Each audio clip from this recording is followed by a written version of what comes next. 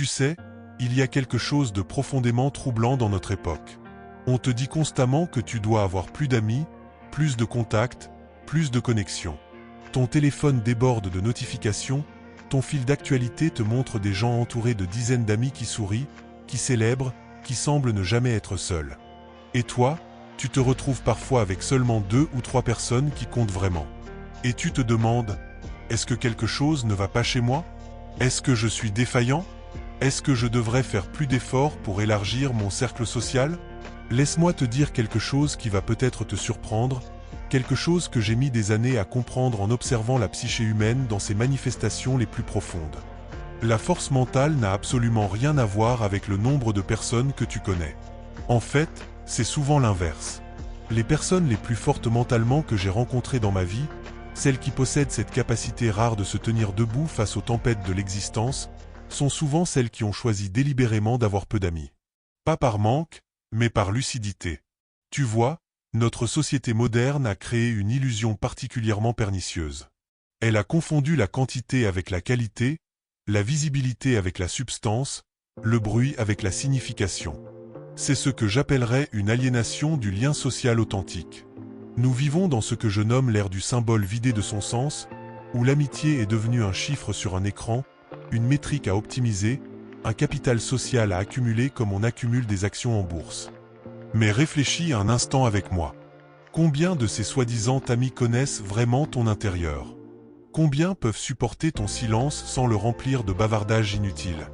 Combien restent présents quand tu traverses tes moments les plus sombres, ceux où tu n'es plus ce personnage social agréable et performant? La réponse, si tu es honnête avec toi-même, est probablement décevante. Et c'est normal, car l'amitié véritable, celle qui forge la force mentale, n'a rien à voir avec cette mascarade sociale. L'amitié authentique exige quelque chose que notre époque refuse catégoriquement d'offrir. Elle exige du temps. Pas le temps fragmenté de tes notifications, pas ces moments volés entre 2 rendez-vous, mais du temps dense, profond, ce temps où 2 êtres peuvent se rencontrer véritablement au-delà de leurs masques sociaux. Et ce temps, tu ne peux pas le multiplier à l'infini. C'est une ressource limitée, précieuse, qu'il faut investir avec discernement. Quand j'observe les structures de la psyché humaine, ce qui me frappe toujours, c'est cette tension fondamentale entre notre besoin de reconnaissance et notre besoin d'authenticité. Nous voulons être vus, mais nous voulons être vus pour ce que nous sommes réellement. Et voilà le paradoxe cruel. Plus tu multiplies les relations superficielles, plus tu te fragmentes toi-même. Tu deviens une collection de personnages différents, adaptés à chaque contexte social, et tu perds progressivement le contact avec ce noyau essentiel qui fait ton identité. Les personnes mentalement fortes ont compris quelque chose de fondamental. Elles ont compris que la solitude choisie n'est pas un échec social, mais une nécessité existentielle. C'est dans cette solitude que se forge ce que j'appelle le sujet véritable, celui qui n'est pas déterminé par le regard de l'autre, celui qui peut se tenir debout sans avoir besoin de l'approbation constante du groupe. Cette capacité à être seul, à supporter sa propre présence sans la diluer dans le bruit social, c'est peut-être la marque la plus sûre de la maturité psychique. Regarde autour de toi. Les gens qui courent constamment après de nouvelles amitiés, qui paniquent à l'idée de passer un week-end seul, qui remplissent compulsivement leur agenda social, que fuient-ils exactement?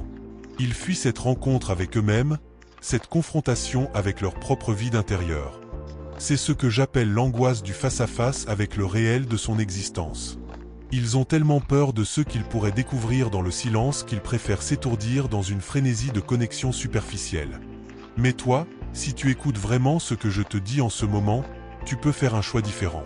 Tu peux décider que ta force mentale ne se mesurera pas au nombre de tes contacts, mais à la profondeur de tes relations. Tu peux accepter que 3 amis véritables, 3 personnes avec qui tu peux être vulnérable, authentique, parfois même désagréable, valent infiniment plus que 30 connaissances avec qui tu dois constamment jouer un rôle. Il y a cette phrase que je répète souvent et qui scandalise toujours. L'enfer, c'est les autres. Mais on me comprend mal. Je ne dis pas que les autres sont intrinsèquement mauvais. Je dis que le regard de l'autre peut devenir une prison si tu en fais le fondement de ton identité.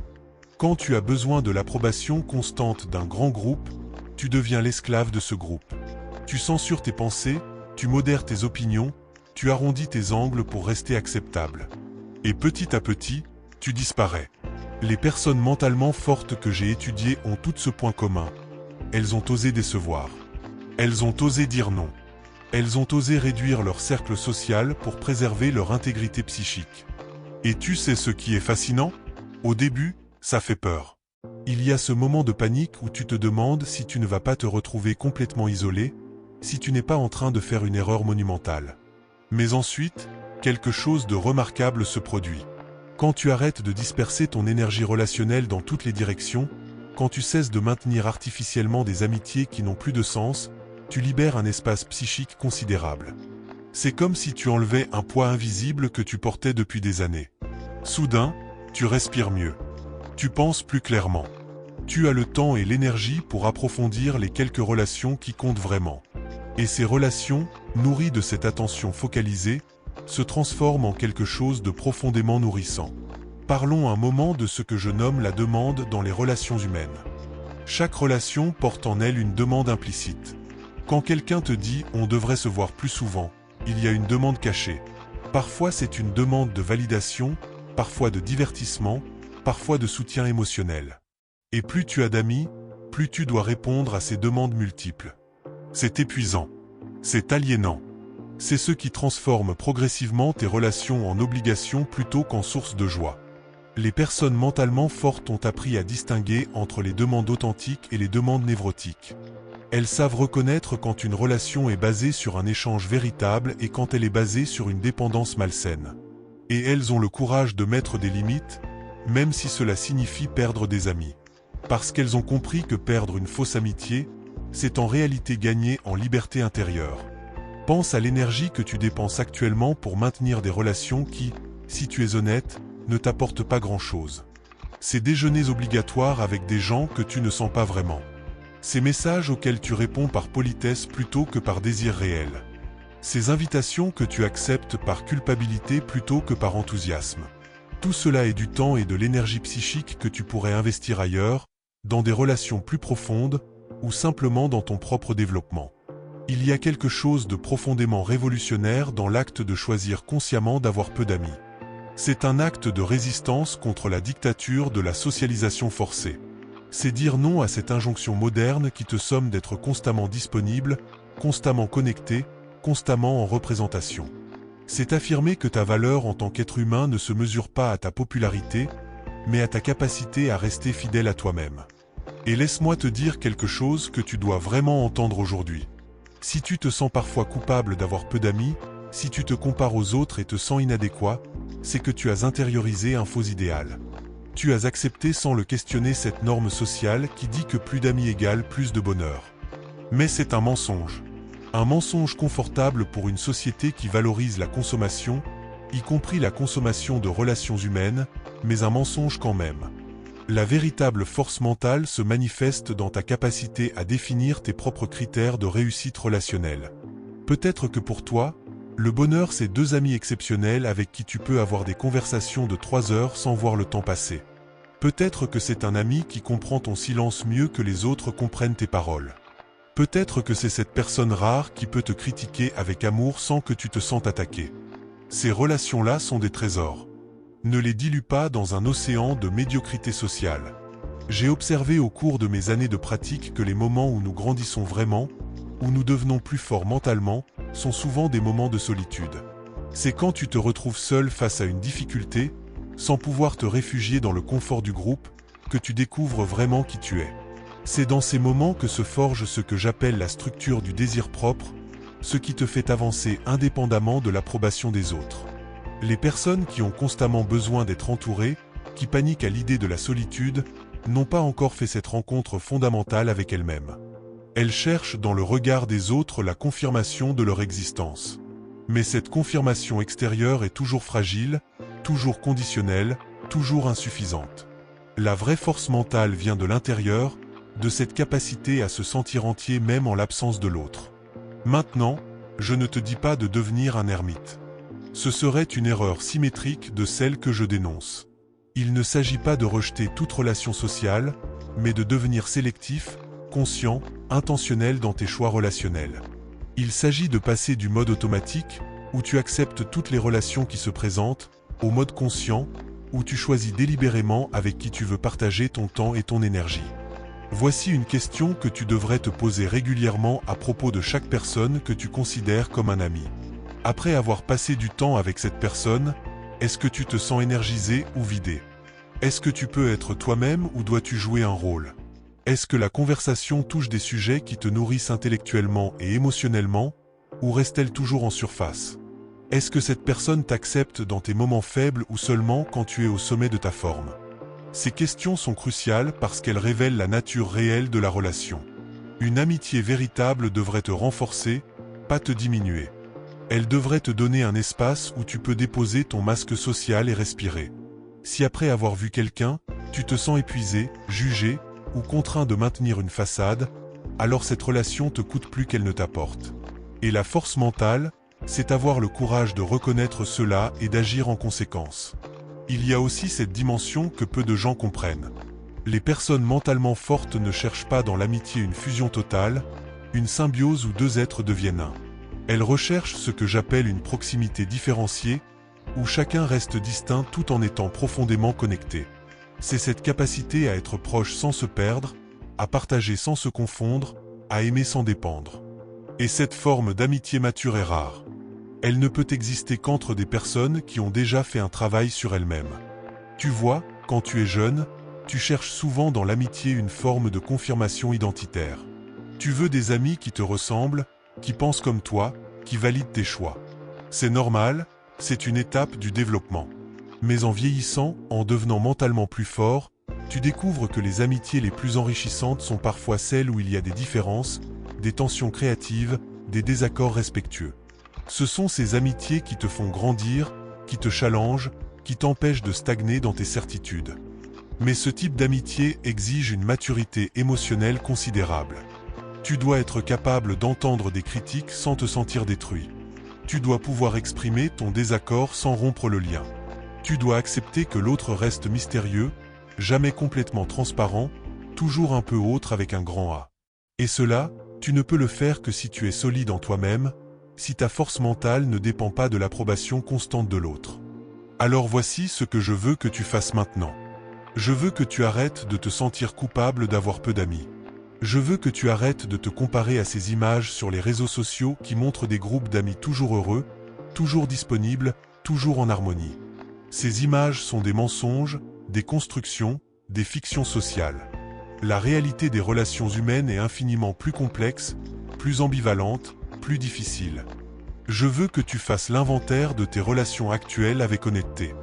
Demande-toi pour chacune si elle te nourrit vraiment ou si tu la maintiens par habitude, par peur, par culpabilité. Et si tu découvres que certaines relations te coûtent plus qu'elles ne t'apportent, donne-toi la permission de prendre de la distance. Ce n'est pas de la cruauté, c'est de l'hygiène mentale. C'est protéger ton espace psychique pour les relations qui comptent vraiment. Je veux aussi que tu apprennes à valoriser ta solitude. Non pas comme un pis-aller en attendant de trouver des amis, mais comme un espace précieux où tu peux te reconnecter avec toi-même. C'est dans ces moments de solitude que tu peux entendre ta propre voix, celle qui est souvent couverte par le bruit social. C'est là que tu peux réfléchir vraiment, créer, te ressourcer. Les personnes mentalement fortes ne fuient pas leur solitude, elles la cultivent. Et quand tu auras fait ce travail de clarification, quand tu auras accepté que la qualité prime sur la quantité, quelque chose de remarquable va se produire. Tu vas attirer naturellement des personnes qui fonctionnent sur le même mode, des personnes qui valorisent elles aussi la profondeur plutôt que la superficialité. Parce que tu vois, il y a une loi presque magnétique dans les relations humaines. Quand tu deviens clair sur ce que tu veux et ce que tu ne veux pas, quand tu arrêtes de te disperser, tu deviens visible pour les bonnes personnes. Ces amitiés rares et profondes que tu vas développer seront ton ancrage dans les tempêtes de la vie. Ce sont ces personnes-là qui te soutiendront vraiment quand tout s'effondre. Pas les sans contact sur ton téléphone, pas les amis Facebook qui liquent tes photos. Non, ce sera ces 2 ou 3 personnes qui te connaissent vraiment, qui ont vu tes parts sombres et qui sont restées quand même. C'est ça, la vraie richesse relationnelle. Comprends bien que ce que je te propose ici n'est pas un chemin facile. Aller à contre-courant de la norme sociale ne l'est jamais. Tu vas peut-être faire face à des incompréhensions, des jugements, des questions. Les gens vont te demander pourquoi tu ne sors pas plus, pourquoi tu refuses certaines invitations, pourquoi tu sembles te retirer. Et tu n'as pas à te justifier. Ta force mentale se manifestera précisément dans ta capacité à rester fidèle à ton choix malgré la pression sociale. Il y a aussi cette peur que beaucoup ressentent, celle de rater quelque chose. Cette anxiété moderne qu'on appelle le FOMO, la peur de manquer une expérience sociale importante. Mais laisse-moi te dire quelque chose. En disant oui à tout, en essayant d'être partout, tu rates l'essentiel. Tu rates ces moments de connexion profonde qui ne peuvent survenir que dans l'intimité et la durée. Tu rates cette conversation qui se prolonge tard dans la nuit parce que vous êtes seulement deux et que personne ne vous presse. Tu rates cette confiance qui se construit lentement, dans la répétition des rencontres authentiques. La force mentale, au fond, c'est cette capacité à faire des choix conscients plutôt que de suivre automatiquement ce que la société attend de toi. C'est reconnaître que tu es un être fini, avec un temps limité et une énergie limitée, et décider consciemment de l'investir là où ça compte vraiment pour toi. C'est accepter que dire oui à certaines choses signifie nécessairement dire non à d'autres. Et c'est avoir la sagesse de choisir tes oui avec soin. Alors aujourd'hui, je t'invite à faire un pacte avec toi-même. Un pacte où tu t'engages à valoriser la qualité de tes relations plutôt que leur quantité. Où tu te donnes la permission d'avoir peu d'amis si ces amis sont vrais. Où tu acceptes que ta force mentale ne se mesure pas au nombre de personnes à ton anniversaire, mais à ta capacité à rester toi-même dans toutes les situations. Commence dès maintenant. Identifie les 2 ou 3 personnes qui comptent vraiment dans ta vie. Celles avec qui tu peux être vulnérable, authentique, parfois même désagréable. Et investis consciemment dans ces relations. Appelle-les pas pour remplir un vide, mais pour partager quelque chose de vrai. Vois-les pas par obligation sociale, mais par désir réel de connexion. Nourris ces liens avec attention, patience, présence. Et pour toutes les autres relations, celles qui sont devenues des habitudes creuses, des obligations épuisantes, donne-toi la permission de lâcher prise progressivement. Tu n'as pas besoin de rupture dramatique, juste d'une redirection douce de ton énergie. Moins de disponibilité pour ce qui ne te nourrit pas, plus de présence pour ce qui compte. Ta force mentale ne se construira pas dans l'accumulation de contacts, mais dans la profondeur de quelques relations choisies et dans ta capacité à être pleinement toi-même, entouré ou seul. C'est ce chemin-là, exigeant mais libérateur, que je t'invite à emprunter. Et quand tu l'auras fait, tu comprendras enfin que tu n'as jamais eu besoin de beaucoup d'amis pour être mentalement fort. Tu avais juste besoin d'être vrai.